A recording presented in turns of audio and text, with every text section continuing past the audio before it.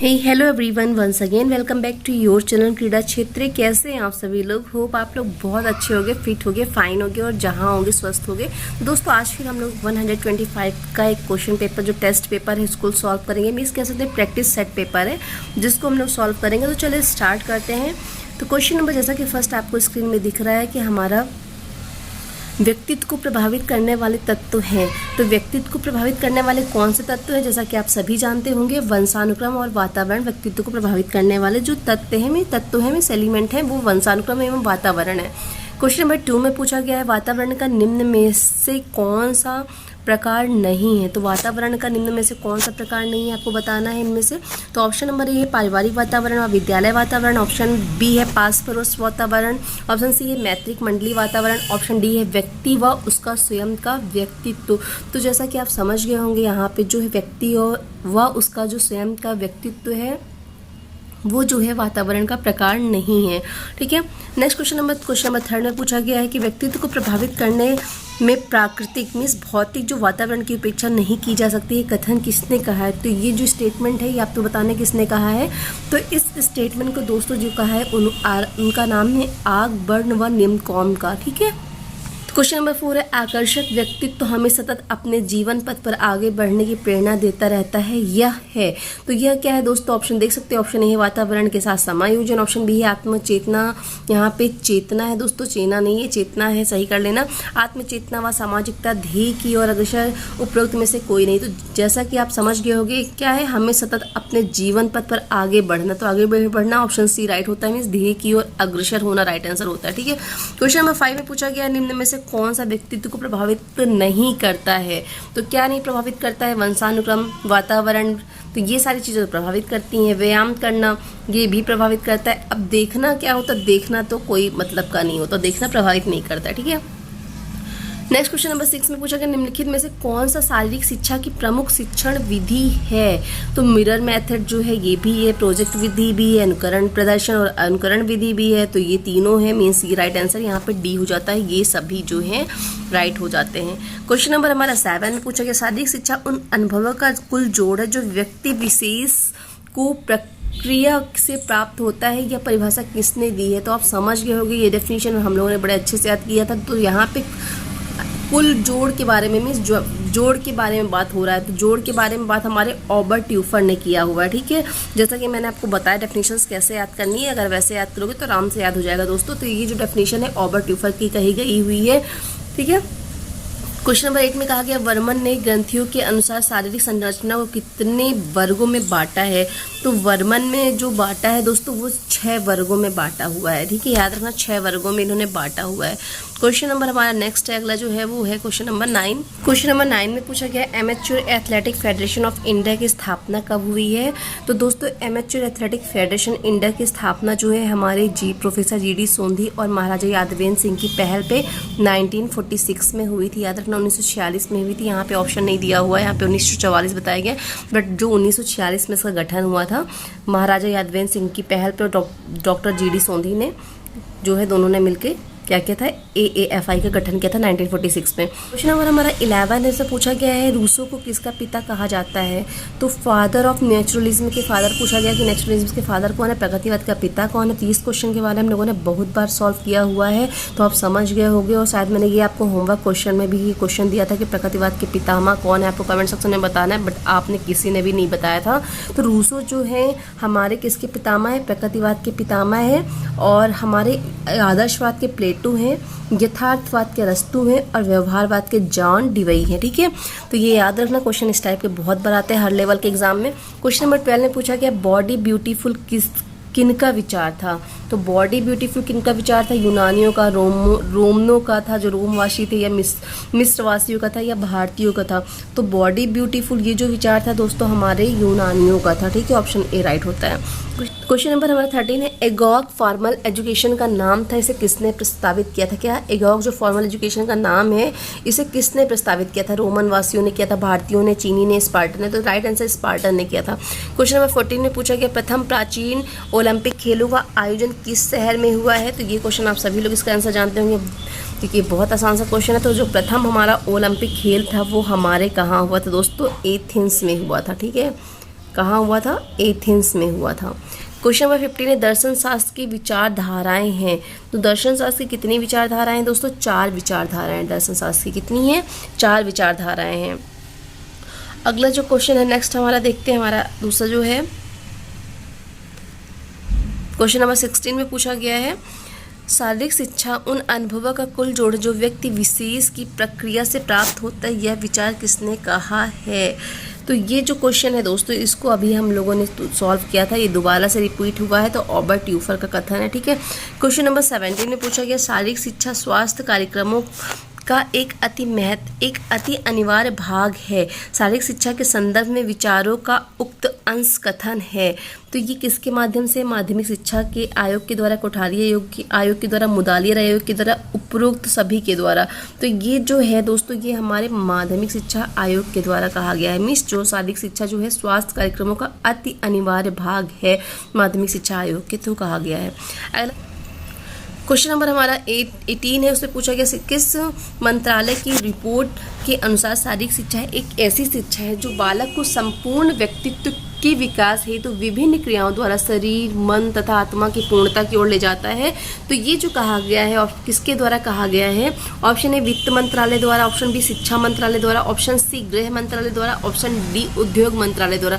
तो इसमें किसकी बात की गई दोस्तों? एजुकेशन की बात की गई, डेवलपमेंट की बात की गई। तो ये हमारा यहाँ पे राइट आंसर शिक्षा मंत्रालय होता है, ठीक है, राइट आंसर। क्वेश्चन नंबर 19 में पूछा गया कौन सा व्यायाम तालबद्धता तथा संगीत के साथ पूर्ण किया जाता है? लोक नृत्य, जिम्नास्टिक, एरोबिक व्यायाम या ये सभी? तो जैसा कि हमारा जो इसका राइट आंसर होता है वो होता है जो हमारे एरोबिक व्यायाम होते हैं, एरोबिक एक्सरसाइज होती हैं, वो संगीत के साथ पूर्ण किया जाता है, ठीक है। क्वेश्चन नंबर 20 है राष्ट्रमंडल खेलों का प्रथम आयोजन कहाँ हुआ था? तो राष्ट्रमंडल खेलों का प्रथम आयोजन 1930 में हुआ था, ठीक है।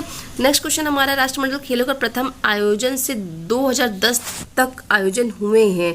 तो कौन सा 12वां, 14 या 17 या 19? तो कौन सा हुआ है आपको बताना। राष्ट्रमंडल जो प्रथम से लेकर 2000 तक का कितने नंबर का था, मतलब कह सकते 2000 तक का कितने नंबर का था?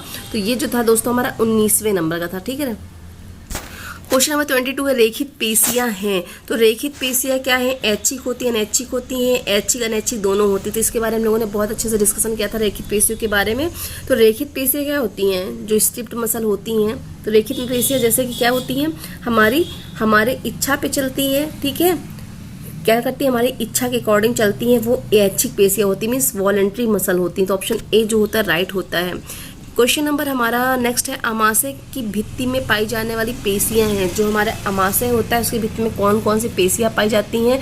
तो रेखित होती है, अरेखित होती है, हृदय होती है, रेखित व अरेखित होती हैं। तो जैसा कि आपको पता है वो अरेखित पेशियां होती है, क्योंकि ये हमारे अकॉर्डिंग नहीं चलती हैं, ये खुद ही चलती हैं, दिखाई भी नहीं देती हैं, ठीक है। जैसे मैंने बताया था लीवर के अंदर ये सारी होती हैं या ब्रेन में होती है, जो दिखाई नहीं देती हैं वो अरेखित पेशियां होती हैं, ठीक है। थकान महसूस होने का कारण क्या है? तो जैसा कि आप सभी समझ गए होंगे थकान महसूस होने का कारण क्या है? ग्लूकोज का एकत्रित होना, लैक्टिक अम्ल का एकत्रित होना, एसिटिक अम्ल का एकत्रित होना या वसी अम्ल का एकत्रित होना। तो राइट आंसर जैसा कि आप समझ जाएंगे लैक्टिक अम्ल का एकत्रित होना। जी हाँ, लैक्टिक अम्ल के कारण हमें जो है थकान का, फटीग का अनुभव होता है, फटीग फील होती है, ठीक है।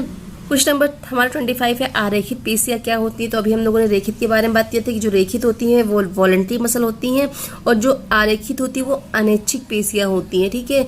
अनैच्छिक मीन्स हमारी इच्छा के अनुसार नहीं चलती हैं और ये हमारी इच्छा के अनुसार चलती हैं, ठीक है।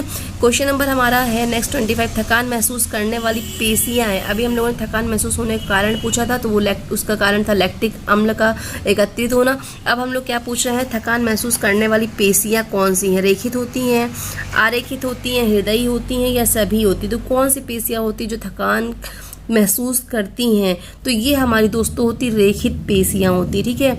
याद कर लेना रेखित क्या करती है? हमारी इच्छा के अकॉर्डिंग चलती हैं। तो हम लोग की जितनी इच्छा होती है उनको काम कराते रहते भाई काम करेंगे तो थक जाएंगी। बट ये जो अरेखित होती है तो ये अनैच्छिक होती है, अपने इच्छा के अकॉर्डिंग काम करती हैं, ठीक है। तो थकान कौन महसूस करता है? वो हमारी रेखित पेशियां करती हैं। तो आपको याद करने का एक तरीका बताया था कि हम जिससे जिन रेखित पेशियों के माध्यम से हम काम करते हैं, हमारी इच्छा के अकॉर्डिंग चलती हैं, तो इनको थकान फील होती है। तो ये जो पेशियां होती है थकान का अनुभव करती हैं। क्वेश्चन नंबर 27 पूछा गया अस्थि संस्थान का कार्य क्या है? रक्त कणों का निर्माण करना, शरीर को गति प्रदान करना, शरीर को निश्चित आकृति व गति प्रदान करना, या उपरोक्त सभी। तो जो होता है राइट आंसर दोस्तों इसमें क्या होता है, जो अस्थि संस्थान होता है तो उसका जो काम होता है वो उपरोक्त सभी होता है। रक्त कणों का निर्माण भी करती है, शरीर को गति भी प्रदान करती है, शरीर को निश्चित आकृति व गति प्रदान करना होता है। ऑप्शन डी जो होता है राइट होता है। क्वेश्चन नंबर 28 में है मनुष्य के चेहरे पे कितनी अस्थियां होती है? तो जो हमारी फेस में अस्थियां होती, बोन होती है वो 14 होती है, जैसा कि आप सभी जानते होंगे। स्कल में हमारी 22 होती हैं, फेस में 14 होती है, ठीक है। एक वयस्क व्यक्ति में मेरुदंड की कुल कशेरुकाएँ होती हैं। तो मेरुदंड में कह सकते हैं जो हमारी स्पाइनल कॉर्ड होती है, रिप्स होती है यहाँ पे, तो वहाँ पे कितनी कशेरुकाएँ होती हैं? 20, 22, 26, 30। तो कितनी होती दोस्तों आप सभी समझ गए होंगे, हमारी जो होती हैं 26 होती हैं। एक वयस्क व्यक्ति में 26 होती है, ठीक है। क्वेश्चन नंबर 30 में पूछा गया खोपड़ी को साधने वाली कशेरुका है, तो कौन से? ग्रीवा कशेरुका, शीर्षधर कशेरुका, अच्छा कशेरुका। तो इसका राइट आंसर जो होता है वो हमारा शीर्षधर कशेरुका होता है। मीन्स कह सकते हैं जो हमारी, इसको हम लोग बोल सकते हैं एटलस बोल सकते हैं। मीन्स जैसे ये आप इमेज देख के समझ सकते हैं, ये जो हमारा स्कल होता है इसको जो जोड़ती है वो हमारी होती है C1। मीन्स C1 को हम लोग एटलस बोलते हैं, ठीक है। और C1 का मतलब क्या है? सर्वाइकल 1 होता है, और C2 का सर्वाइकल 2 होता है। और इसका जो दोस्तों जैसा कि काम होता है सर्वाइकल 1, 2 का, वो होता है हमारे जो स्कल है उसको जो तक गति प्रदान करता है। कौन सी गति? रोटेटिव मूवमेंट प्रदान करता है। और ये जो हमारा ये क्या करता है, जो हमारा जो जोड़ होता है गर्दन के ऊपर का जोड़ होता है, जिसमें हमारी जो स्कल है, जो खोपड़ी है, वो एटलस भाग, जिसे हम लोग सर्वाइकल 1 या C1 कहते हैं। और जो हमारा C2 होता है, जैसे कि आपको C1 और ये C2 दिख रहा है, एटलस और एक्सिस जो होता है, तो क्या करता है जो हमारा एक्सिस है उस पर क्या करता है, सर्वाइकल 1 जो होता है वो हमारे स्कल से जुड़ा रहता है, और ये यहाँ पे गति, रोटेटरी मूवमेंट मीन्स घूर्णन गति करता है।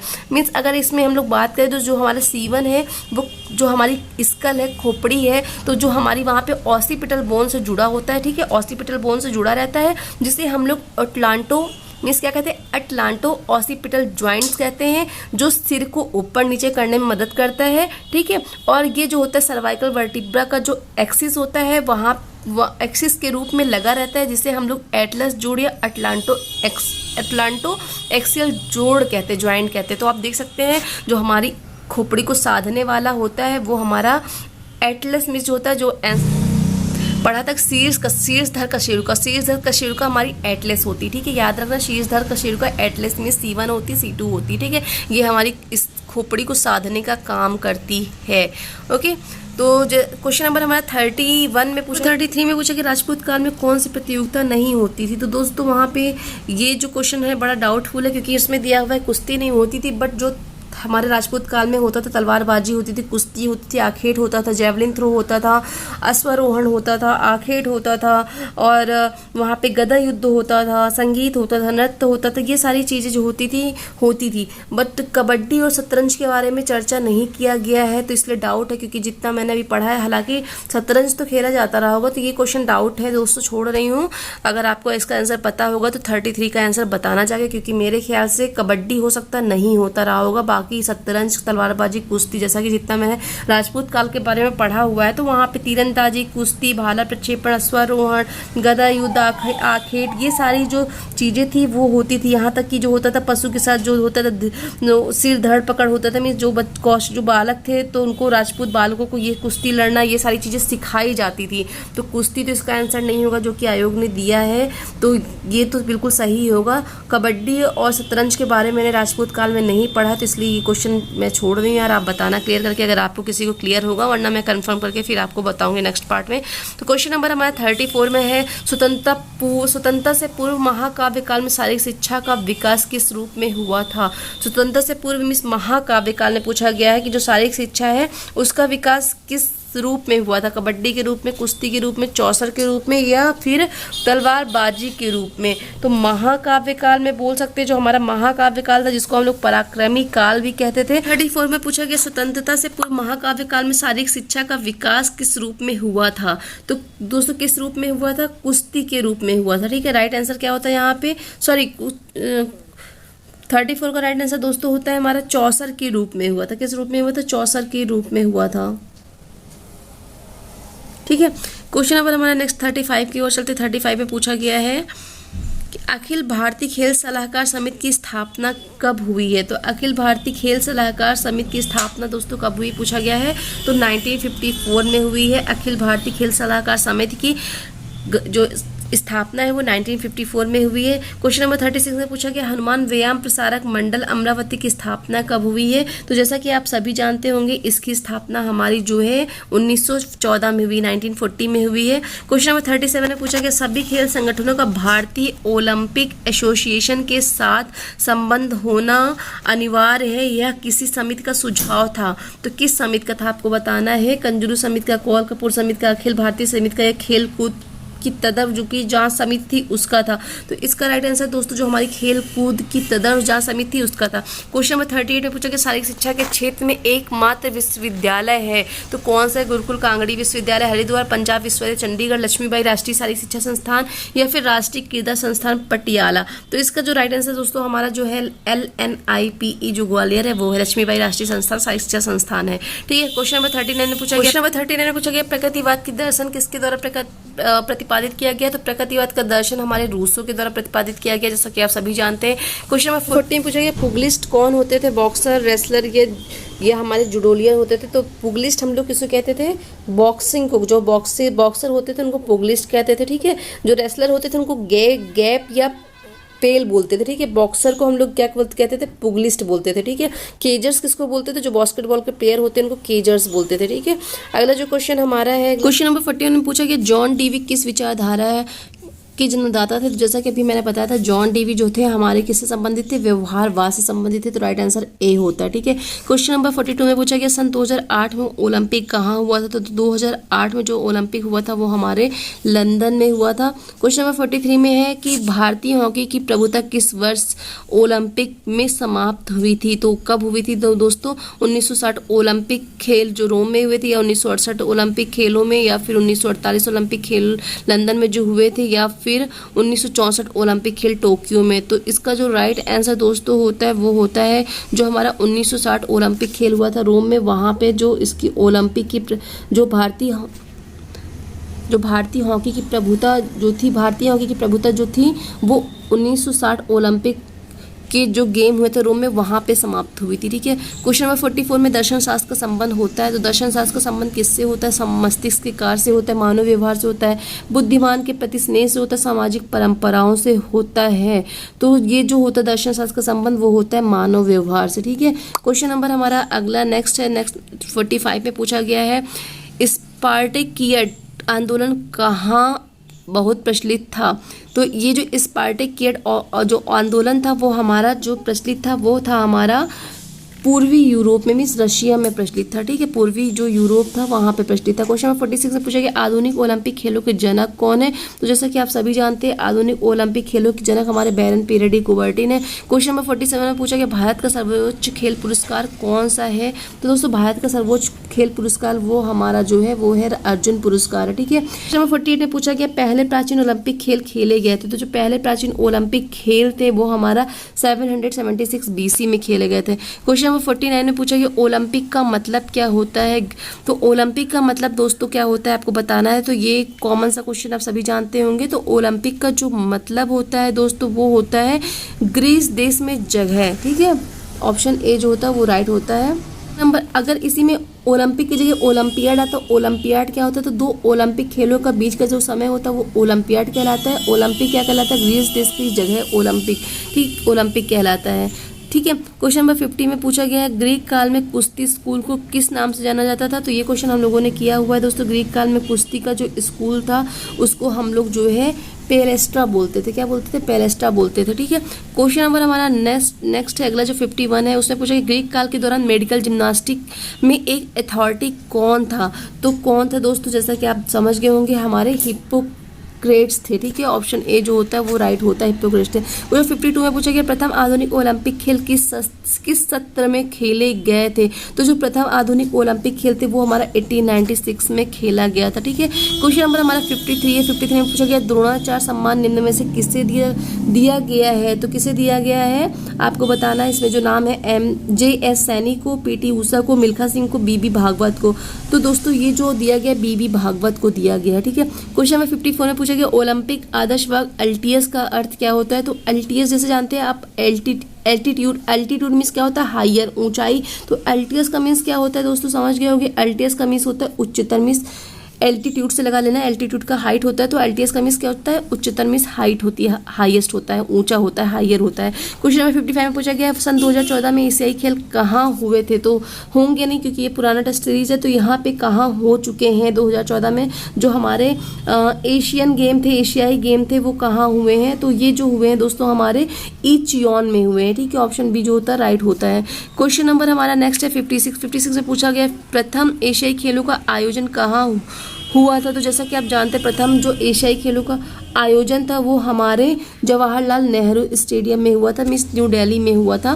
क्वेश्चन नंबर नेक्स्ट है हमारा जो 57 है, जो निकाय मीन्स बॉडी ओलंपिक खेलों में भाग लेने वाले भारतीय दलों का नियंत्रण करता है वह कौन है। तो जो निकाय, कौन सा ऐसा निकाय जो ओलंपिक जो खेल है उसको भारतीय जो दल होती, भारतीय टीम होती, उस पर नियंत्रण रखता है। कौन रखता है, AAFI रखता है, IOC रखता है, IOA रखता है, या OCA रखता है। तो दोस्तों जो रखता है वो हमारा IOA होता है, ठीक है। IO जो होता है वो हमारी भारतीय जो टीम होती है, उस भारतीय जो दल होता है या भारतीय टीम होती है उस पर नियंत्रण रखता है।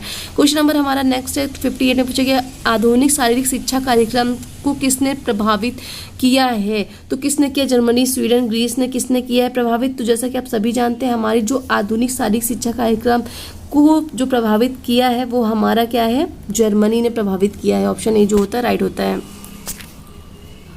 क्वेश्चन नंबर हमारा 59 में पूछा गया है कि 59 में क्वेश्चन था कि निम्न में से किसने ओलंपिक मसाल एथेंस के आयोजन स्थल तक ले जाने का प्रचलन प्रथम बार शुरू किया था।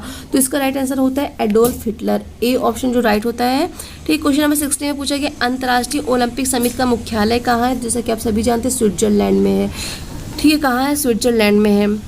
तो क्वेश्चन नंबर हमारा अगला जो है दोस्तों उसमें पूछा गया है प्राचीन ग्रीस में डिडा स्केलियन जो था वो क्या होता था। तो डिडा स्केलियन दोस्तों जैसा कि पता है ये भी क्वेश्चन हम लोगों ने किया, डिडा स्केलियन हमारा संगीत का विद्यालय होता था, पेलेस्ट्रा जो होता था युद्ध का विद्यालय होता था, ठीक है।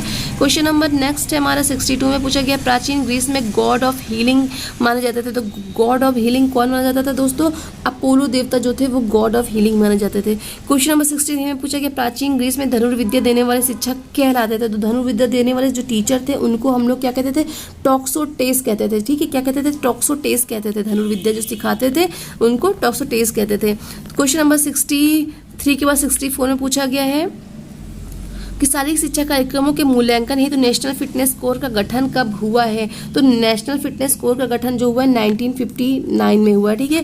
क्वेश्चन नंबर 69 के बाद चलते हैं हम लोग क्वेश्चन नंबर 64 के बाद चलते हैं हम लोग 65 पे। क्वेश्चन नंबर 65 में पूछा गया प्राचीन समय से खेल का हमारे जीवन में स्थान रहा है, क्या रहा है, महत्वपूर्ण, शक्तिहीन, महत्वपूर्ण या क्रियाहीन।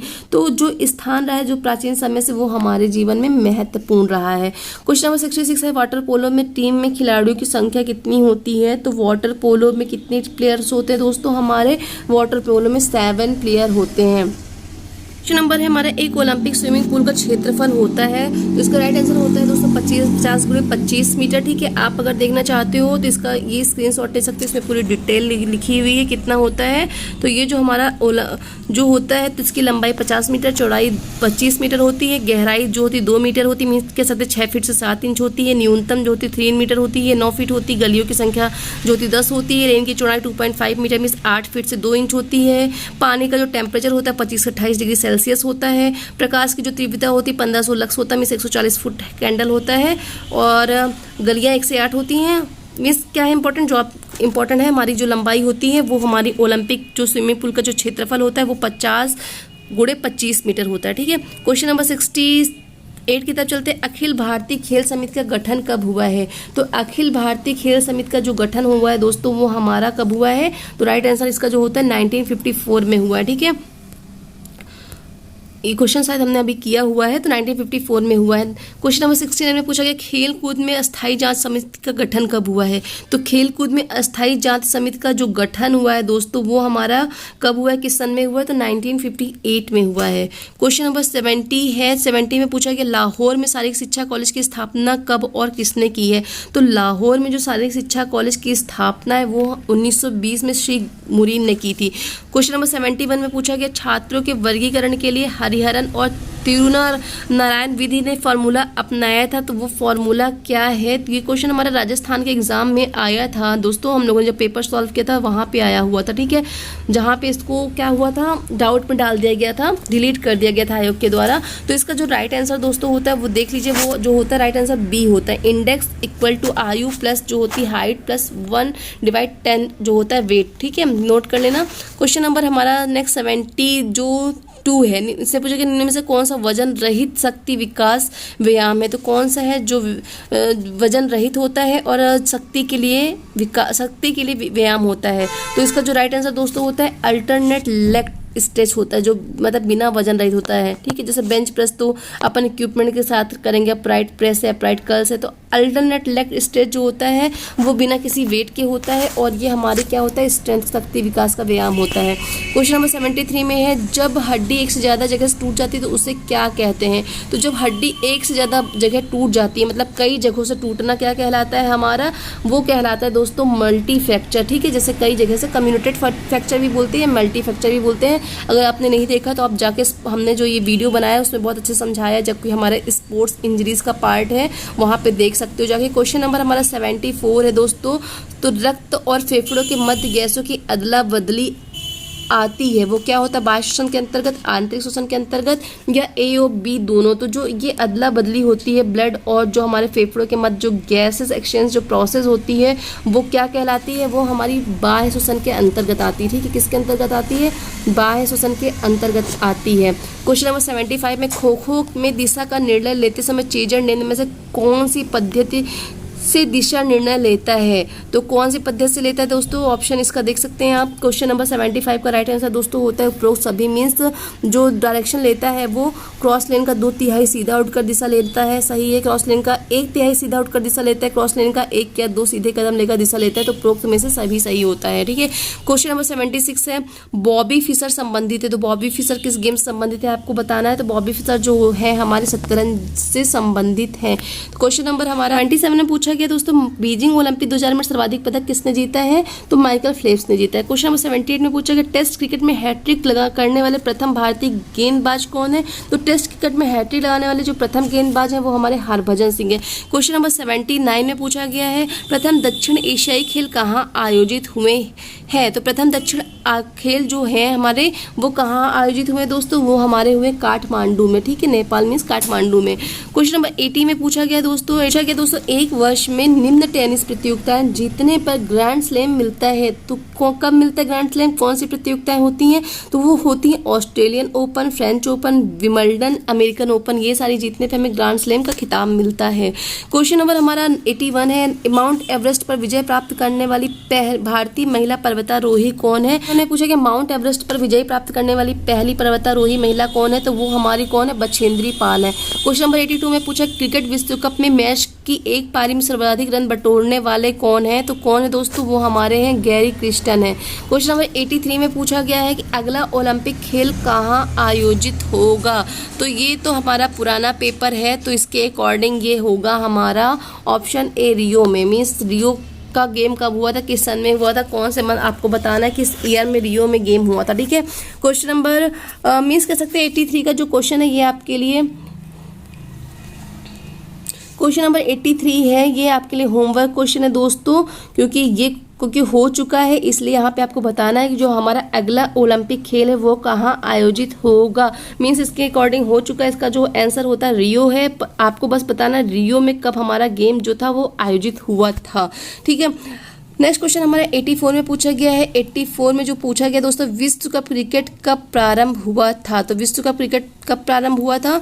तो 1975 में, 1976 में, 1970 में, 1980 में। तो जैसा कि आप सभी जानते होंगे 1975 में हमारा विश्व कप क्रिकेट जो है प्रारंभ हुआ था।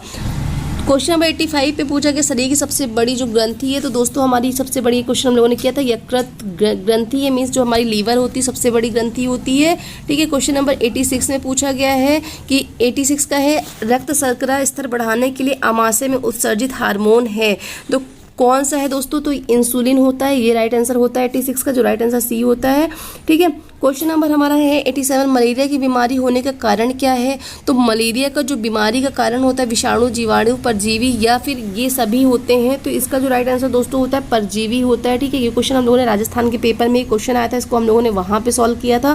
क्वेश्चन नंबर 88 में आया है। 88 में पूछा कि उबेर कप किस खेल से संबंधित है? दोस्तों वॉलीबॉल, बैडमिंटन, टेबल टेनिस या हॉकी से।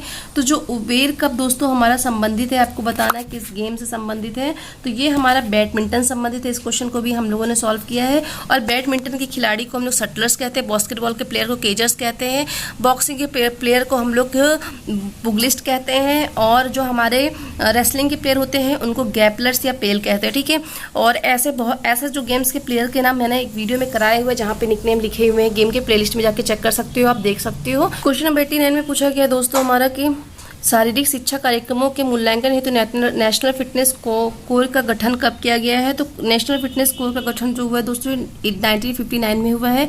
कुछ 90 में पूछा गया क्रिकेट के किस खिलाड़ी को रावलपिंडी एक्सप्रेस के नाम से जानते हैं? तो रावलपिंडी एक्सप्रेस शोएब अख्तर को जानते हैं हम लोग। क्वेश्चन नंबर 91 में पूछा गया है मानव खोपड़ी में हड्डियों की संख्या कितनी होती है? स्कल में जैसा कि अभी हमने बताया था आपको, जब फेस में बताया था 14 होती है, स्कल में 22 होती है।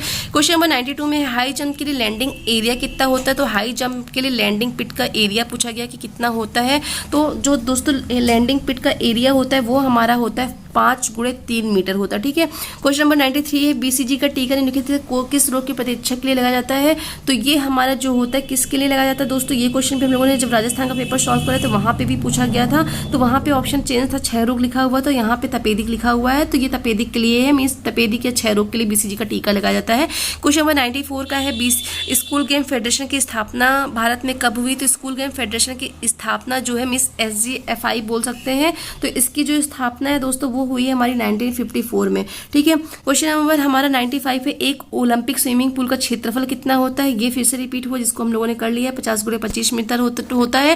क्वेश्चन नंबर 96 में पूछा गया तैराकी में पुनः बुलाने वाली रस्सी प्रस्थान छोर से कितनी दूर पर होती है? तो जब स्विमिंग होता है तो वहां पे जो पुनः जो दोबारा बुलाने वाली रस्सी का जो छोर होता है वो कितनी दूर पर होता है बताना है आपको। तो ऑप्शन आपका 16 मीटर, 14 मीटर या फिर 12 मीटर या फिर 15 मीटर। तो इसका जो राइट आंसर दोस्तों होता है वो हमारा होता है मीन्स जो 96 का 15 मीटर जो होता है राइट आंसर होता है। क्वेश्चन नंबर 97 में पूछा गया तैराकी में स्विमिंग स्पर्धा में कौन सी टेक्निक अपनाई जाती है? तो दोस्तों वहाँ पे free style, butterfly, back stroke, ये सारी जो टेक्निक होती है इन सभी को अपनाया जाता है स्विमिंग में। ठीक है, क्वेश्चन नंबर 98 में पूछा गया हॉकी में क्वेश्चन नंबर 98 में पूछा गया हॉकी में पद्म भूषण किससे मिला है? बलबीर सिंह को, मेजर ध्यानचंद को, किशन लाल को, या इनमें से कोई नहीं? तो दोस्तों हमारा जो इसका आंसर है मेजर ध्यानचंद को पद्म भूषण मिला है। ठीक है, क्वेश्चन से पूछा गया है कि जिम्नास्टिक में अर्जुन अवार्ड किसे प्राप्त हुआ है? तो श्याम लाल को, सुनीता शर्मा को, मोन्टू वैद्य, देवनाथ को, इन सभी को प्राप्त हुआ है। क्वेश्चन नंबर 100 में डबल्स नेल्सन किस खेल से संबंधित है? डबल नेल्सन हमको बताना है किस खेल से संबंधित है। तो ये हमारा कुश्ती मिस कह सकते हैं कि रेसलिंग से संबंधित है। ठीक है, नेक्स्ट क्वेश्चन हमारा क्वेश्चन नंबर 101 में पूछा गया है कि क्वेश्चन नंबर 101 में पूछा गया शिक्षा राष्ट्रीय शारीरिक क्षमता और जांच परियोजना का प्रारंभ भारत में शिक्षा मंत्रालय ने कब किया है? तो दोस्तों ये हमारा 1959 से 60 में किया है। क्वेश्चन नंबर 102 में पूछा कि शारीरिक क्रियाओं पर केंद्रित अनुभवों द्वारा जो परिवर्तन मानव में आते हैं वे शारीरिक शिक्षा कहलाते हैं। ये कथन जो है ये स्टेटमेंट किसने कहा है? तो ये कैसडी ने कहा है दोस्तों। ठीक है, क्वेश्चन नंबर 103 में पूछा गया है शारीरिक शिक्षा का प्रारंभ माना जाता है। तो शारीरिक शिक्षा का प्रारंभ कहाँ से मानते हैं दोस्तों? मिस्र से, रोम से, यूनान से या भारत से? तो शारीरिक शिक्षा का प्रारंभ जो है दोस्तों जैसा कि आपको पता होगा यूनान से मानते हैं। क्वेश्चन नंबर 104 में पूछा गया वह कौन सा वर्ष था जब शारीरिक शिक्षा को अनिवार्य विषय के बारे में सोचा गया था परंतु यह विचार पूर्ण नहीं हो सका था? तो दोस्तों वो जो ईयर था वो हमारा था 1894 था जब सोचा गया था कि शारीरिक शिक्षा को अनिवार्य विषय के रूप में बनाना है, बट ये जो विचार था वो जो है पूरा नहीं हो सका था। वो ईयर था 1894। ठीक है, क्वेश्चन नंबर 105 है व्यायामशाला हनुमान व्यायाम प्रसारक मंडल तथा महाराष्ट्र मंडल की स्थापना कब हुई थी? तो कब हुई थी दोस्तों? तो ये 1924 में हुई थी व्यायामशाला जो हनुमान व्यायाम प्रसारक मंडल तथा जो महाराष्ट्र मंडल की स्थापना 1924 में हुई थी। क्वेश्चन नंबर 106 में पूछा गया निम्न में से माध्यमिक विद्यालय स्तर पर खेला जाने वाला खेल कौन सा है? तो कौन सा दोस्तों वह है? 106 का राइट आंसर है हॉकी जो होता है माध्यमिक विद्यालय स्तर पर खेला जाने वाला खेल है। ठीक है, क्वेश्चन नंबर हमारा 107 में पूछा गया है कौन सा हमारा प्राइमरी विद्यालय स्तर का खेल नहीं है, मीन्स कौन सा खेल प्राइमरी विद्यालय स्तर पर नहीं खेला जाता है, पूछा गया है 107 में। तो वो हमारा ड्राइविंग है जो कि नहीं खेला जाता है। ठीक है, क्या नहीं खेला जाता है? ड्राइविंग है जो नहीं खेला जाता है। क्वेश्चन नंबर 108 में पूछा है कौन सा खेल महाविद्यालय स्तर पर नहीं खेला जाता है। तो महाविद्यालय स्तर पर कौन सा खेल नहीं खेला जाता है दोस्तों? तो इसका जो राइट आंसर दोस्तों है वो है हमारा फार्मर एंड क्रो जो होता है, नहीं खेला जाता है। ठीक है, क्वेश्चन नंबर 109 में पूछा गया है खेल उपकरणों का सबसे अधिक उपयोग करना चाहिए, कहाँ करना चाहिए? प्राइमरी विद्यालय में, माध्यमिक विद्यालय में, महाविद्यालय में, उपरोक्त तीनों स्तरों में। तो राइट आंसर दोस्तों होता है ऑप्शन डी, उपरोक्त जो तीनों स्तर होते हैं वहां पे उपकरण का यूज करना चाहिए। क्वेश्चन नंबर 110 है ड्राइविंग मुख्यतः खेल है। तो जो ड्राइविंग खेल होता है ये मुख्यतः किसके लिए होता है? तो ये जो होता है दोस्तों ये हमारे विश्वविद्यालय स्तर के लिए होता है। किसके लिए होता है? विश्वविद्यालय स्तर के लिए होता है। क्वेश्चन नंबर 111 में पूछा गया खेल उद्योग की संरचना होती है। तो खेल उद्योग की जो संरचना होती है वो क्या होती है? बहुआयामी होती है। ऑप्शन डी राइट होता है। क्वेश्चन नंबर 112 है। 112 में पूछा गया है दोस्तों कलाकार के हाथ में यह एक साधन है, मीन्स कलाकार में शिक्षक के हाथ में पाठ्यक्रम एक साधन है जिससे वह प्राथमिक विद्यार्थी को आदर्श उद्देश्य के अनुसार अपने स्कूल में ढाल सके। यह किसका कथन है? तो किसका कथन है दोस्तों? ये हमारा जो कथन है वर्णिंगम का है। ऑप्शन सी जो होता है राइट होता है। नेक्स्ट क्वेश्चन हमारा है क्वेश्चन नंबर 113 में पूछा गया किसने शिक्षक को कलाकार, पाठ्यक्रम को साधन, विद्यार्थी को पदार्थ, स्कूल को स्टूडियो कहा है। जैसा कि आपने ये डेफिनेशन देखी, इसका आंसर देखा, तो इसका राइट आंसर क्या हो गया? बी हो जाएगा। ठीक है, क्वेश्चन नंबर हमारा 114 है पाठ्यक्रम के विषयों के संकलन के रूप में नहीं लेना चाहिए, यह प्राथमिक तथा माध्यमिक स्तर पर रचनात्मक क्रियाओं के रूप में होना चाहिए। ये स्टेटमेंट हमारे किसने कहा है? हर्बर्ट रीड ने कहा है। ठीक है, क्वेश्चन नंबर 115 है अंतिम रूप से विद्यालय को मनुष्य की अनुभूति तथा अभिव्यक्ति प्रदान करनी चाहिए। ये किसके शब्द हैं? तो ये जो स्टेटमेंट है दोस्तों ये रॉस ने कहा है। ठीक है, क्वेश्चन नंबर 116 में पूछा गया है कि पाठ्यक्रम होना चाहिए तो कैसा होना चाहिए? बालकों की रुचियों पर आधारित होना चाहिए, भेदभाव से रहित होना चाहिए, व्यक्तित्व के विकास करने वाला होना चाहिए, उपरोक्त सभी होना चाहिए।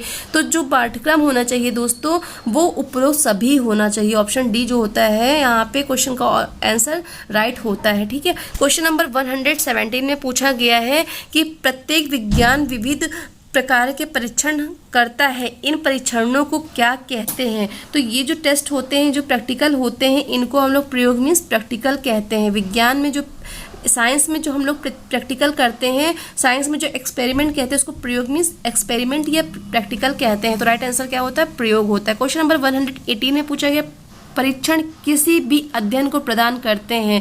तो प्रशिक्षण किसी भी अध्ययन को क्या प्रदान करते हैं? यथार्थता प्रदान करते हैं, वैज्ञानिकता प्रदान करते हैं, दोनों प्रदान करते हैं। तो ऑप्शन सी जो होता है वो राइट होता है। ठीक है दोस्तों, क्वेश्चन नंबर 119 की तरफ चलते हैं। 119 में पूछा गया खिलाड़ियों का चयन का आधार होता है। तो खिलाड़ियों का चयन का आधार क्या होता है? लिखित होता है, ए बी दोनों होता है, परीक्षण होता है। तो दोस्तों जब खिलाड़ी का चयन करते हैं हम लोग तो लिखित टेस्ट थोड़ी नहीं लेते हैं, उनका क्या करते हैं? परीक्षण करते हैं। तो ऑप्शन ए राइट होता है। क्वेश्चन नंबर 120 में पूछा गया किसके द्वारा केंद्रीय प्रवृत्ति किसी श्रेणी का वह मूल्य जो सभी मूल्यों का प्रतिनिधित्व करता है? तो इसका राइट आंसर दोस्तों क्रॉक्सटन है, जो ऑप्शन डी है वो राइट होता है। क्वेश्चन नंबर 21 है केंद्रीय प्रवृत्ति की माप के उद्देश्य होते हैं। तो केंद्रीय प्रवृत्ति में जो सेंट्रल हमारा टेंडेंसी होता है उसका जो माप का उद्देश्य होता है वो क्या होता है?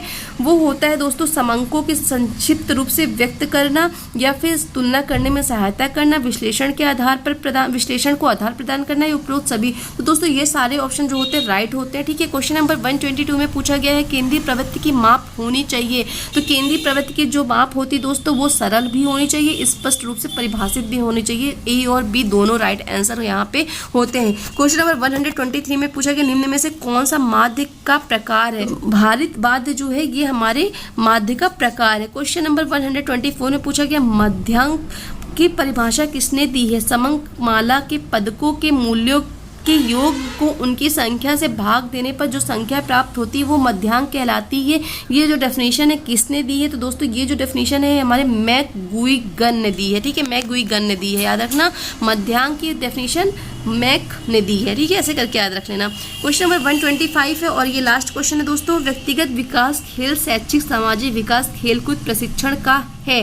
तो क्या है दोस्तों, ये उद्देश्य होता है, ठीक है, व्यक्तिगत विकास, खेल, शैक्षिक, सामाजिक विकास, खेलकूद प्रशिक्षण का एम होता है, उद्देश्य होता है। तो ये हमारा ए ऑप्शन राइट होता है। और आज यहाँ पे ये 125 क्वेश्चन की क्वेश्चन सीरीज समाप्त होती है। आज के क्वेश्चन आपको बहुत अच्छे लगे होंगे दोस्तों, अच्छे लगे होंगे तो प्लीज़ यार लाइक शेयर सब्सक्राइब कर देना, बेल आइकन को प्रेस करना ताकि आने वाली हर नोटिफिकेशन आपको मिल सके। मिलते हैं अगले वीडियो में, तब तक के लिए आप सभी को नमस्कार, आपका दिन शुभ हो। आप